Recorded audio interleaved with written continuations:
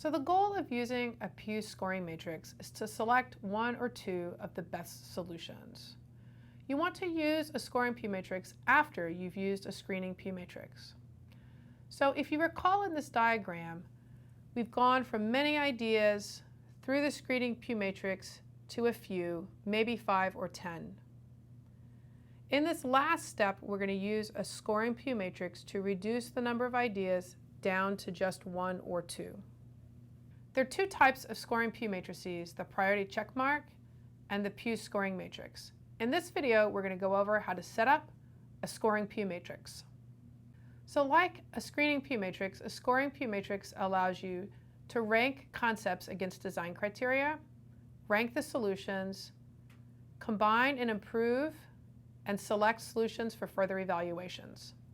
We're going to use the same 7 steps in setting up and running a scoring Pew matrix as we did for the screening Pew matrix. However, there are 4 differences.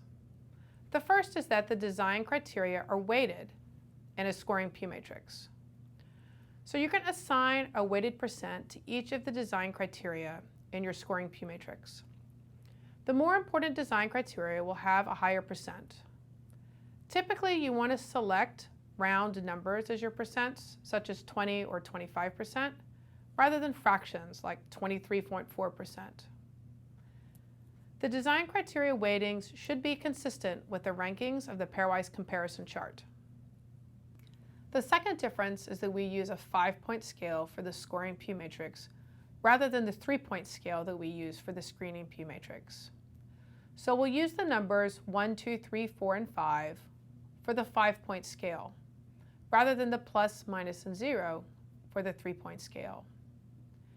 Now it's very important that you define the value, range of values, or attributes associated with each of the rankings of 1 through 5. I just want to remind you how important it is to use data to inform the selection of 1 through 5 to put into your scoring Pew matrix. You really want to avoid guessing, opinions, or intuition. Instead, you need to do a deep dive, do lots of research, draw detailed sketches, do some calculations, and talk to experts. I cannot emphasize enough the importance of using good numbers in your scoring Pew matrix, because in the end, this will determine your solution, leading to either the success or failure of your project. As an illustration of how to define the 1 to 5 ratings with numerical values, we're going to go through the design criteria for the spoon design. So let's first look at time. The design criteria was to cut independent feeding time in half. So for rating 1, the time would range from the regular feeding time to 60% of that feeding time. Rating 2, 40 to 60% of the feeding time. Rating 3, 30 to 40% of the feeding time. Rating 4, 20 to 30% of the feeding time. And rating 5, less than 20% of regular feeding time. For transportation, we set the design criteria that greater than or equal to 80% of the food is transported from the plate to the mouth. For rating 1, we set that 0 to 45% of the food is transported. Now, if you look between ratings 2 and 5, we're going to increment up by 15% for each.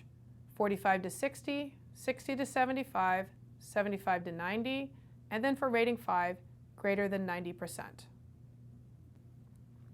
For ease of use, we've set the design criteria that's greater than or equal to 70% of pediatric patients with arthrogryposis can grip and use the device without assistance.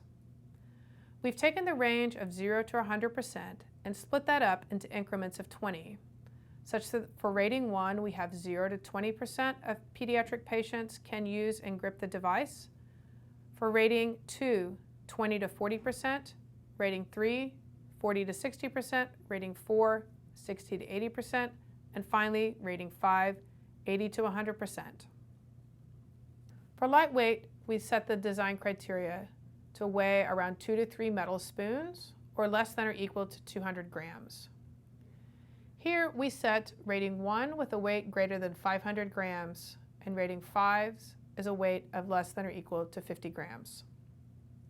We set the design criteria for durability to last at least 1 year. As you notice, times range from less than 6 months to greater than 3 years on our rating scale of 1 to 5. For cost, we set the design criteria to be less than $20. And again, here we have increments from $40 to 20 to 10 to 5 from our 1 to 5 rating. With each level for each design criteria set, this allows a team to move through filling out the Pew Matrix in a very systematic way. Mini recap. The first difference is that design criteria are weighted in a scoring Pew Matrix. We just spent time talking about the second difference, which is using a 1 to 5 rating scale. The third difference is that the standard in a scoring Pew Matrix is a value of 3, not a 0, as it would be in a screening Pew Matrix. The other big difference with the standard value is that it can vary across solution. It doesn't need to be within one solution. In other words, the value of 3 as your standard can move across the solutions as long as you have at least one standard value of 3 for each of the design criteria. The fourth difference is the process used to calculate the selected solution.